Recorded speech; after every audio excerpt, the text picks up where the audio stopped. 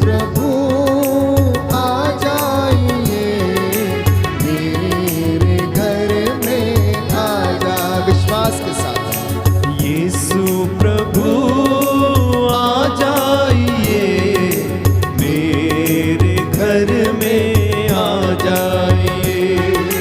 यीशु प्रभु आ जाइए, मेरे घर में आ जाए। आत्मा से भर के पवित्र प्यार से भर दीजिए, पवित्र करने आ जाइए।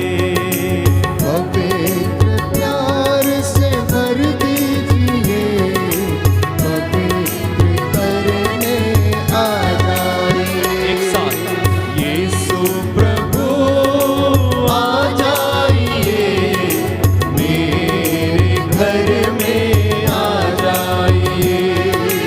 पवित्र प्यार से भर दीजिए, पवित्र करने आ जाइए।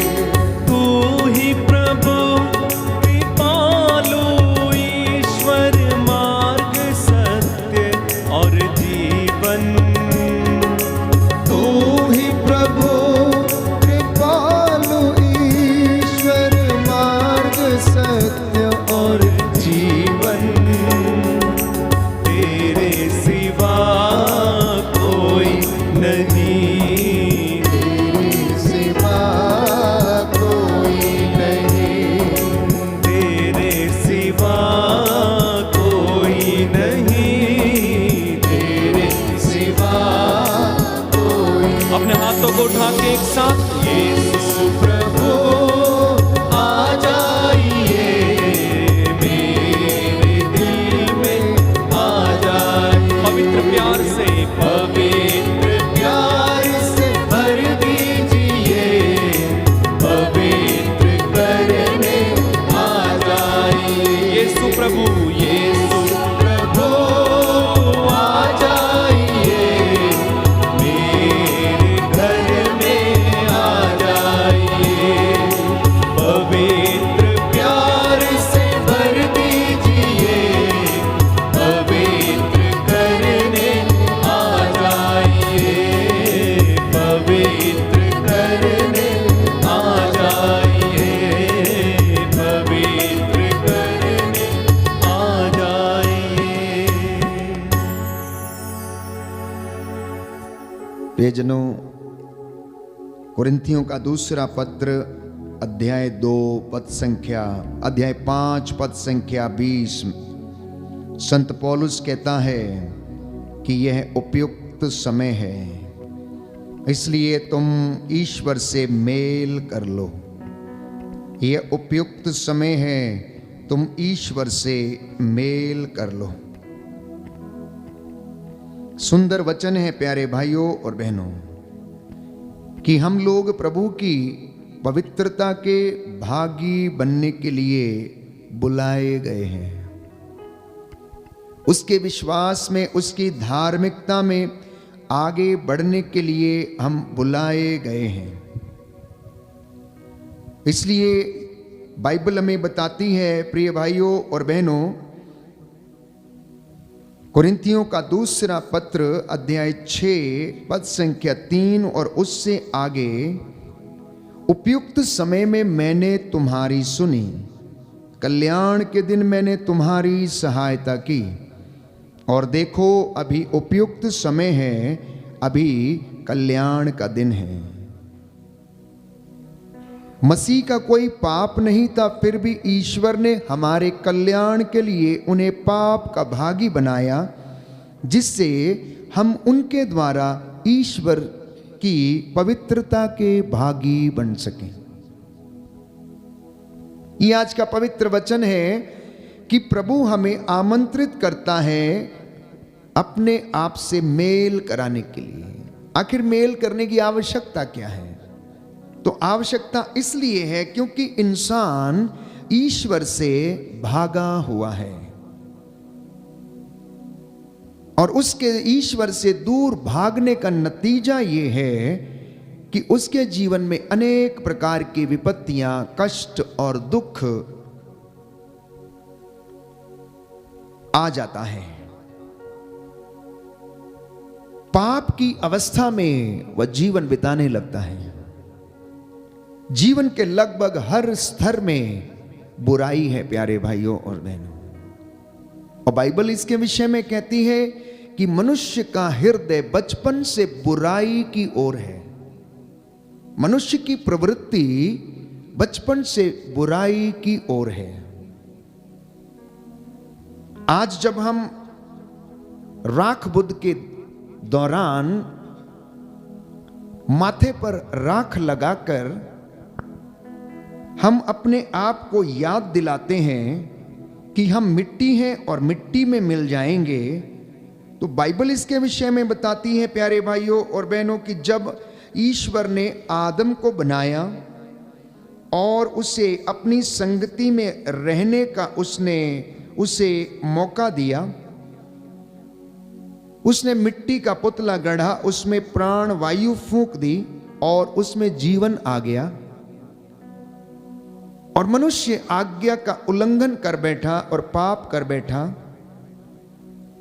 तो इस विषय में प्रभु ने उससे कहा कि तुम तब तक पसीना बहाकर अपनी रोटी खाओगे जब तक तुम उस भूमि में नहीं लौटोगे। उत्पत्ति ग्रंथ अध्याय 3 पद संख्या 19 और उससे आगे। तुम तब तक पसीना बहाकर अपनी रोटी खाओगे जब तक तुम उस भूमि में नहीं लौटोगे जिससे तुम बनाए गए हो, क्योंकि तुम मिट्टी हो और मिट्टी में मिल जाओगे। क्योंकि तुम मिट्टी हो और मिट्टी में मिल जाओगे। 40 की इस पवित्र अवधि में ईश्वर हमसे बहुत सारी अपेक्षाएं करता है और यह पवित्र अवधि हमें ईश्वर से पुनः मेल करने के लिए आमंत्रित करती है। पवित्रता का जीवन व्यतीत करने के लिए हमें आमंत्रित करती है। अपने गुनाहों से निजात पाने के लिए, प्रायश्चित करने के लिए आमंत्रित करती है। यह प्रायश्चित और स्वीकृति का समय है जब आप इन छोटे छोटे धार्मिक अनुष्ठानों के द्वारा आपकी आत्मा को आप पवित्रता की ओर ले चलते हैं। पवित्रता की आवश्यकता क्यों है? क्योंकि बाइबल कहती है कि पवित्रता के अभाव में कोई भी ईश्वर को नहीं देख सकता, कोई भी उसका दर्शन नहीं कर सकता। तो मैंने कहा कि इंसान ईश्वर से भागा हुआ है क्योंकि उसके अंदर अपराध बोध है। उसका अपना अंतःकरण उस पर दोष लगाता है। कब? जब वो एक दूसरे को धोखा देता है, जब वो गलत कार्य करता है, जब वो चोरी करता, झूठ बोलता, घमंड करता, लड़ाई झगड़ा करता, हत्या करता है, भ्रष्टाचार में लिप्त रहता है। प्रियजनों, इंसान का अपना ही अंतःकरण उसके ऊपर दोष लगाता है। तो उत्पत्ति ग्रंथ में हम देखते हैं अध्याय 6 पद संख्या 12 और उससे आगे। Book of Genesis chapter 6 verse 12। ईश्वर ने देखा कि संसार भ्रष्टाचारी हो गया है। ईश्वर ने देखा कि संसार भ्रष्टाचारी हो गया है क्योंकि सब शरीरधारी कुमार्ग पर चलने लगे थे। ईश्वर ने नूह से कहा कि मैंने सब शरीरधारियों का विनाश करने का संकल्प किया क्योंकि उनके द्वारा संसार हिंसा से भर गया है, और देखो मैं पृथ्वी के साथ उसका विनाश करूंगा। मैं पृथ्वी के साथ उसका विनाश करूंगा। क्यों प्रभु का क्रोध भड़कने लगता है? क्योंकि प्रभु की यह सुंदर सृजित चीज जो कि इंसान है वो कुमार्ग पर चलने लगा। इसलिए क्रोध के आवेश में ईश्वर अपना दाहिना हाथ जो बचाने में समर्थ है वो पीछे खींच लेता है और कहता है कि मैंने क्रोध के आवेश में थोड़ी देर के लिए तुझसे अपना मुख फेर लिया और तुझे दुख की भट्टी से होकर मैंने गुजरने दिया, लेकिन अब उपयुक्त समय है कि तू मेरे पास लौट कर चला आ और मुझसे मेल कर लो। यह संत पौलुस बताता है। और इसी संदर्भ में संत पौलुस कहता है, प्रियजनों, ईश्वर की दया आपको प्रायश्चित की ओर लेकर जाना चाहती है। ईश्वर की दया आपको प्रायश्चित की ओर लेकर जाना चाहती है। ईश्वर के दर्शन करने का एकमात्र उपाय है कि उसके साथ मेल करना, प्रायश्चित करना, इस पवित्र अवधि का फायदा उठाना। संत पौलुस कहता है ये दिन बुरे हैं, इसलिए आप वर्तमान समय का पूरा लाभ उठाएं। पूरे साल भर में 40 के दौरान ये 40 दिन उपवास के, तपस्या के और अपने पापों के प्रायश्चित के लिए हमें आमंत्रित करते हैं, जिससे कि हम अपनी अंतःकरण को, अपनी अंतर आत्मा को और अपने आध्यात्मिक जीवन को क्या कर सकें, पवित्र कर सकें, आध्यात्मिकता के रास्ते पर बढ़ सकें। जिस धर्म में आप रहते हैं उसका पालन करें, पवित्र शास्त्रों की जो शिक्षा है उसे ग्रहण करें और यीशु मसीह के साथ जीवन बिताने के लिए आप तैयार हो जाएं, क्योंकि बाइबल ये कहती है कि मुझसे होकर गए बिना कोई भी ईश्वर के पास नहीं जा सकता। हालेलुया, हालेलुया, यीशु की स्तुति हो, यीशु को धन्यवाद, यीशु की आराधना हो, यीशु की महिमा हो, यीशु को धन्यवाद, हालेलुया, हालेलुया, हालेलुया, हालेलुया। तो मैंने कहा इंसान अनेक प्रकार की बुराइयों से भरा है और संसार भ्रष्टाचारी हुआ पड़ा है। और इस संदर्भ में मैंने आपके लिए पवित्र वचन पढ़ा कि बाइबल उत्पत्ति ग्रंथ अध्याय 6 पद संख्या 11 में हमें बताती है कि ईश्वर ने देखा कि संसार भ्रष्टाचारी हो गया है, लोग कुमार्ग पर चलने लगे हैं, इसलिए वो ईश्वर के रास्तों से भटक चुके हैं। अब ईश्वर ने अपनी दया के तहत उसको वापस बुलाना चाहा, जिससे कि ये भटके हुए लोग मन परिवर्तन करें और उसके पास लौट कर चले आएं और धार्मिकता का अनुसरण करें।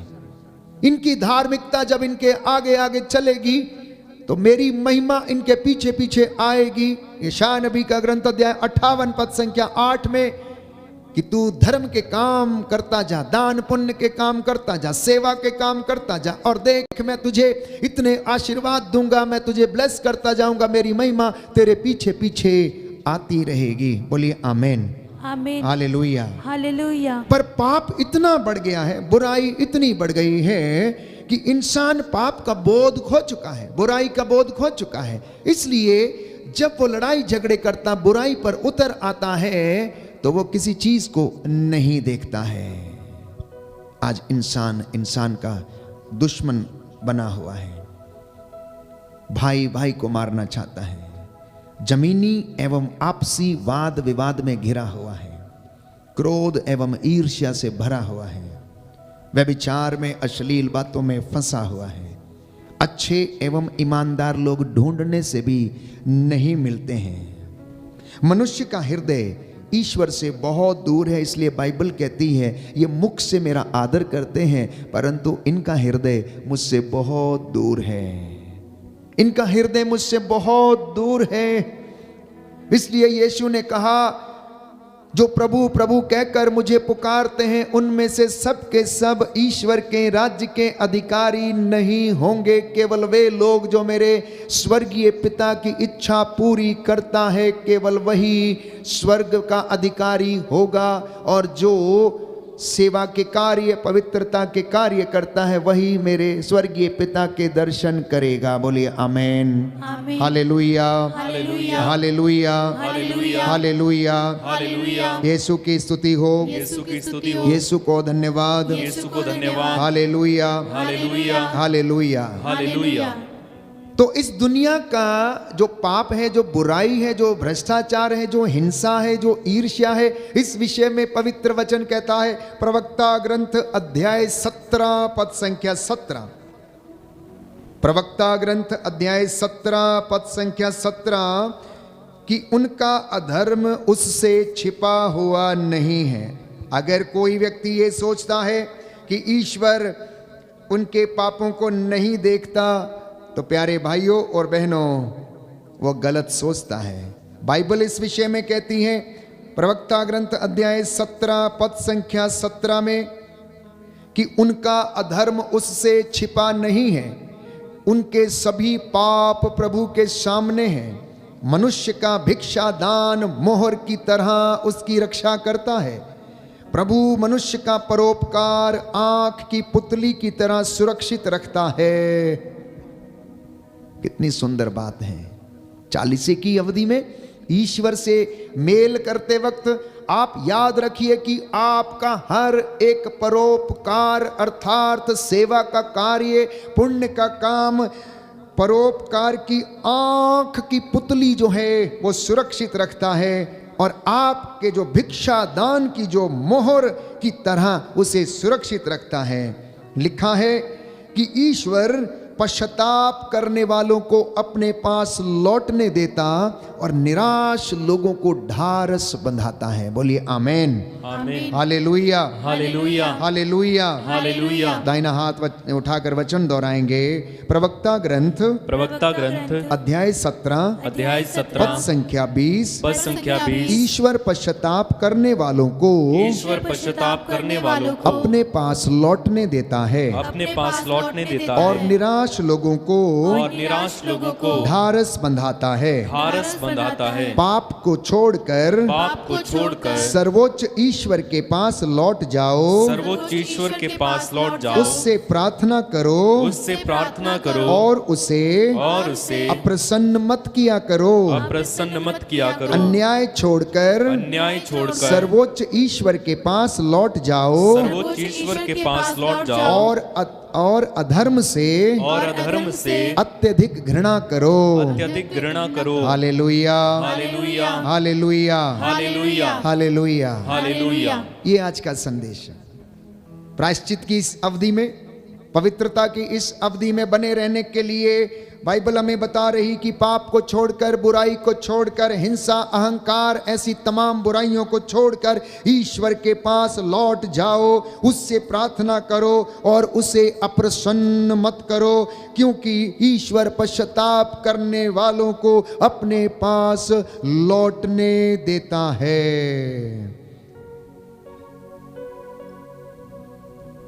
ईश्वर पश्चाताप करने वालों को अपने पास लौटने देता है। पाप से घृणा करिए, पापी से नहीं। पाप से घृणा करिए और पापी से नहीं। अधर्म के रास्ते बाइबल कहती है छोड़कर ईश्वर के मार्ग पर आगे बढ़ते जाइए। आज जब हम बात कर रहे हैं प्रायश्चित की, पवित्रता की, तो प्रिय भाइयों और बहनों, इस विषय में बाइबल हमें बताती है कि पश्चाताप का अर्थ है ईश्वर के पास लौटना। पश्चाताप का अर्थ है लौटना।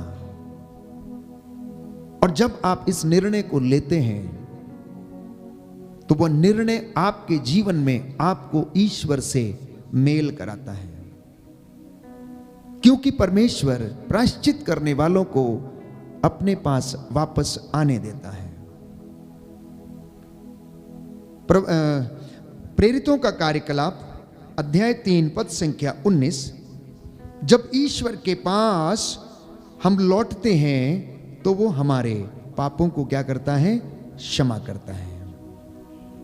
जब हम ईश्वर के पास लौटते हैं तो वो हमारे पापों को क्षमा करता है। लिखा है, आप लोग पश्चाताप करें और ईश्वर के पास लौट आए, जिससे आपके पाप मिट जाए।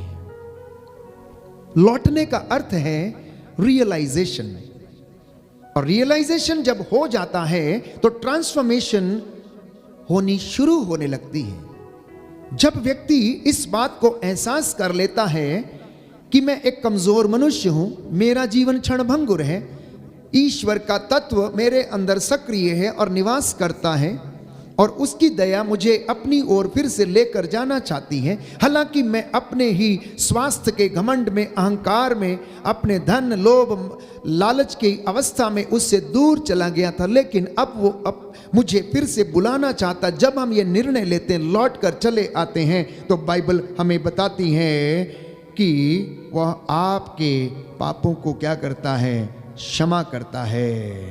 आपके पापों को क्षमा करता है। प्रज्ञा ग्रंथ अध्याय 11 पद संख्या 23, book of Wisdom chapter 11 verse 23।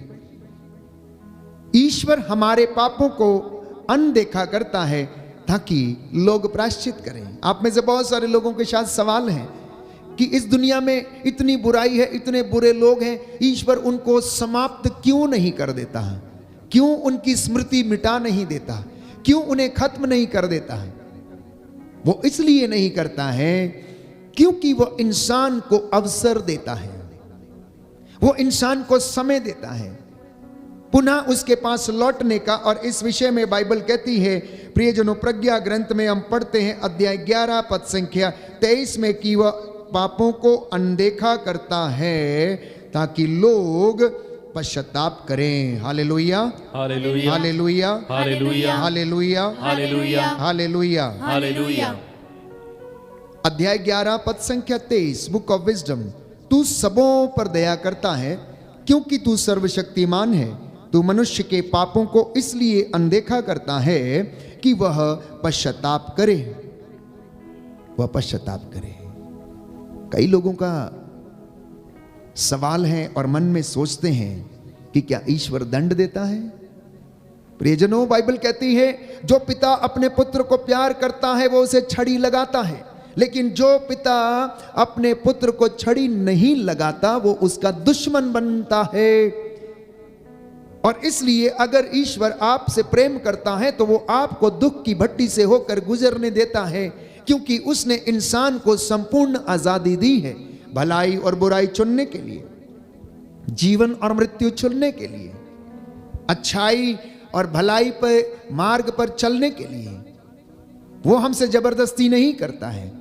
इंसान की ये जीवन यात्रा के दौरान इंसान दान पुण्य के द्वारा, दशमांश के द्वारा, धर्म के कार्यों के द्वारा, सेवा के कामों के द्वारा उस पवित्रता को फिर से हासिल करता और उससे वह जुड़ जाता है। तो बाइबल कहती है कि क्या वास्तव में ईश्वर दंड देता है? तो इस विषय में प्रज्ञा ग्रंथ अध्याय 12 पद संख्या 10 में हम पढ़ते हैं, किंतु तूने धीरे धीरे दंड देकर उन्हें पश्चाताप का अवसर दिया, हालांकि तू उनका विकृत स्वभाव और जन्मजात दुष्टता जानता था, और यह भी कि वे अपने विचार कभी भी नहीं बदलेंगे। कितनी सुंदर बात है। ज्ञान की बातें हैं, पवित्रता की बातें हैं, पवित्र आत्मा के द्वारा प्रेरित की गई बातें हैं। ईश्वर जानता है कि ये विचार अपने कभी नहीं बदलेंगे, लेकिन फिर भी उसने धीरे धीरे दंड देकर इंसान को प्रायश्चित करने का अवसर दिया और देता रहता है। दाहिना हाथ उठाकर ये वचन दोहराएंगे, हालेलुया, हालेलुया, हालेलुया, हालेलुया। प्रज्ञा ग्रंथ अध्याय 12 पद संख्या 10, किंतु तूने धीरे धीरे दंड देकर उन्हें पश्चाताप करने का अवसर दिया, हालांकि तू उनका विकृत स्वभाव और जन्मजात दुष्टता जानता था, और यह भी कि वे अपने विचार कि वे अपने विचार कभी नहीं बदलेंगे, कभी नहीं बदलेंगे, क्योंकि यह जाति क्योंकि यह जाति प्रारंभ से ही अभिशप्त थी। प्रारंभ से ही अभिशप्त थी। तूने इसलिए उनके पापों का दंड नहीं दिया उनके पापों का दंड नहीं दिया कि तू किसी से डरता था, कि तू किसी से डरता था, क्योंकि कौन तुझसे कहेगा क्योंकि कौन तुझसे कहेगा तूने यह क्या किया। तूने यह क्या किया। Hallelujah, hallelujah, hallelujah, hallelujah, hallelujah. Hallelujah. प्यारे भाइयों और बहनों, बुराई और पाप, इनका रूप बड़ा भयानक है। ईश्वर जानता है, वो इंसान के हृदय के विचारों को भी जानता है। आप अपने आप से बात करके देखिए, अपने अंतर्मन से बात करके देखिए। हमारे दो स्वभाव हैं, हम सांसारिक आत्मा से संचालित होते हैं और ईश्वर की आत्मा से संचालित होते हैं। इन दोनों भाव को मनन चिंतन करने की कोशिश करें, इन दोनों वास्तविकताओं को समझने की कोशिश करें, आध्यात्म से जुड़कर उन अलौकिक चीजों को अनुभव करने की कोशिश करें जो हमें सांत्वना देती हैं, जो हमें सत्य के मार्ग पर लेकर चलती हैं, जो हमारे मार्गों का उजाला करती हैं, जहां पर हमें आनंद मिलता है, जहां पर हमें संतुष्टि का अनुभव होता है, जहां पर हमारी आत्मा खुश होती है, जहां पर हमारा अंतःकरण खुश होता है। और प्रियजनों, वो संतुष्टि हमें आनंद प्रदान करती है। याद रखिए, बाइबल ये कहती है, अगर कोई व्यक्ति प्रायश्चित नहीं करेगा तो वो नष्ट हो जाएगा। गणना ग्रंथ अध्याय 32 पद संख्या 23, गणना ग्रंथ अध्याय 32 पद संख्या 23, book of Numbers chapter 32 verse 23। पाप का दंड भुगतना पड़ेगा, पाप का दंड भुगतना पड़ेगा, क्योंकि पाप पवन की तरह छितराता है। यशायाह नबी का ग्रंथ अध्याय 64 पद संख्या 5। पाप पवन की तरह छितरा देता है। गणना ग्रंथ में लिखा है कि इसका दंड भुगतना पड़ेगा। दुष्ट अपने कुकर्मों के कारण मर जाएगा यदि वह प्रायश्चित नहीं करेगा। सुक्ति ग्रंथ अध्याय 5 पद संख्या 22 और 23, book of Proverbs chapter 5 verse 23, 22 and 23। Because of his wrong doings, because of his unrighteousness the sinner will die. इसलिए परमेश्वर हमें ये 40 दिन प्रदान करता है, चेतावनी देता इन वचनों के द्वारा कि हम उसके पास लौटें और उसकी दया को अनुभव करें, क्योंकि उसकी दया हमें प्रायश्चित की ओर लेकर जाना चाहती है। जिस तरह बाइबल कहती है शेर शिकार की घात में बैठा रहता है, उसी तरह पाप अन्याय करने वाले की घात में बैठा रहता है और उसे ढूंढता रहता है। और पाप के दांत शेर के दांतों के जैसे हैं, उनके घावों का कोई इलाज नहीं है। तो इसलिए यिर्मयाह नबी सुंदर वचन प्यारे भाइयों और बहनों लिखता है, अध्याय 31 पद संख्या 19 और उससे आगे, बुक ऑफ यिर्मयाह चैप्टर 31 वर्स 19। सुंदर वचन है प्यारे भाइयों और बहनों, क्योंकि तुझसे विमुख होने पर मैंने पश्चाताप किया, समझ आ जाने पर मैंने अपनी छाती पीटी। मैं लज्जित था, मैं पानी पानी हो गया था, क्योंकि मैं अपनी युवावस्था के कुकर्मों से कलंकित था।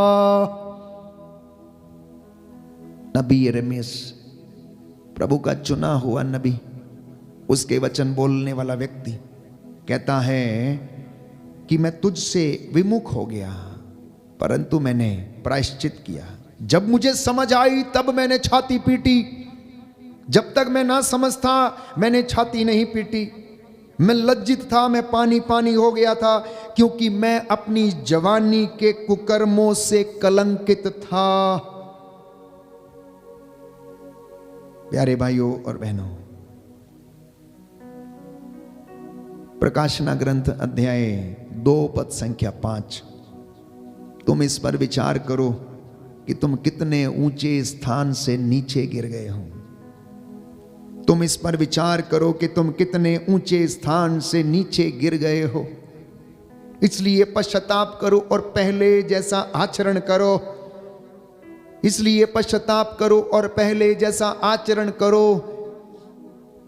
क्योंकि वचन कहता है कि मुझे तुमसे एक शिकायत है, ना तो तुम ठंडे हो ना तो तुम गर्म हो, तुम कुनकुने हो गए हो। तुमने अपना पहले वाला जो उत्साह था वो त्याग दिया है, परमेश्वर से दूर चले गए हो। इसलिए तुम अब उसके पास लौटो। कुरिन्थियों का दूसरा पत्र अध्याय 7 पद संख्या 1। पवित्रता की पूर्णता तक पहुंचने का प्रयत्न करते रहो। बोलिए आमेन, आमेन, हालेलुया, हालेलुया, हालेलुया, हालेलुया। दाहिना हाथ उठाकर वचन दोहराएंगे। कुरिन्थियों का दूसरा पत्र कुरिन्थियों का दूसरा पत्र अध्याय 7 पद संख्या 1। पद संख्या 1। प्रिय भाइयों, प्रिय भाइयों, हमें इस प्रकार की प्रकार की प्रतिज्ञाएं मिली हैं, प्रतिज्ञाएं मिली हैं। इसलिए हम शरीर और मन के हर प्रकार के दूषण से अपने को शुद्ध करें, और ईश्वर पर श्रद्धा रखते हुए पवित्रता की पूर्णता तक पहुंचने का प्रयत्न करते रहें। Hallelujah, hallelujah, hallelujah, hallelujah, hallelujah, hallelujah. इतना ही नहीं, यीशु ने कहा प्यारे भाई और बहनों, मत्ती के सुसमाचार अध्याय 3 पद संख्या 8 में कि पश्चाताप का उचित फल उत्पन्न करो। 40 की इस अवधि में सभी लोग दान पुण्य के द्वारा, सेवा के कामों के द्वारा, धार्मिक कामों के द्वारा अपने अपने पापों का प्रायश्चित करेंगे प्यारे भाइयों और बहनों। और बाइबल ये कहती है कि अगर तुमने प्रायश्चित किया है, और प्रायश्चित एक निर्णय है, तो इसका उचित फल उत्पन्न करना।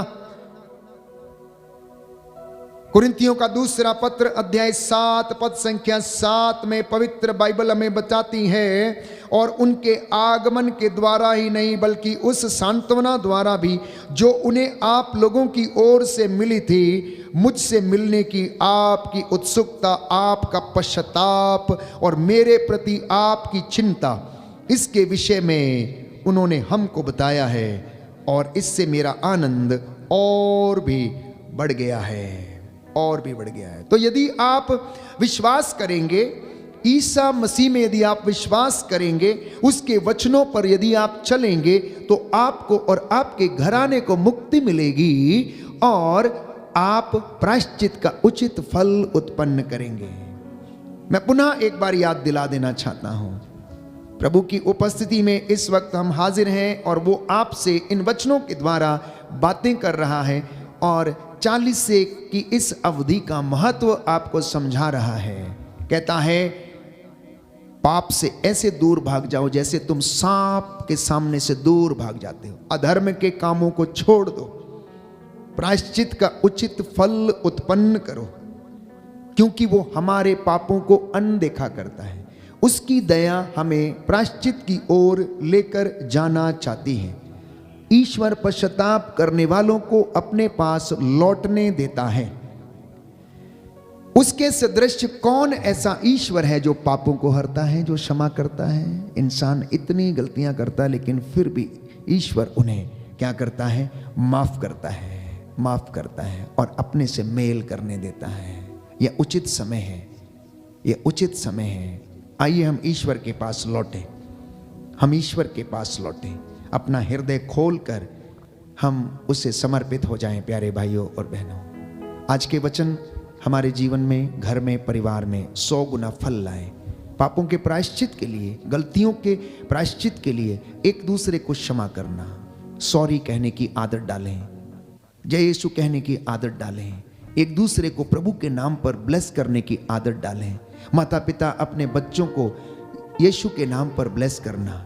आपके घर में रोज वचन को दोहराया जाए, इन वचनों को आपकी चौखटों पर लिखा जाए और आपके घर की दीवारों पर लिखा जाए। घर आते समय, घर से बाहर जाते समय, यात्रा के समय, लेटते समय, सोते समय, सुबह उठते समय, सब समय इन वचनों पर मनन चिंतन किया करें और प्रभु के आप नजदीक रहेंगे, उसके सानिध्य को आप अनुभव करेंगे। फिर चाहे दुख बीमारी कितनी भी गंभीर क्यों ना हो प्रियजनों, आप उसका सामना कर सकते हैं, क्योंकि वो आपको सामर्थ्य देता है। आइए हम प्रार्थना करें।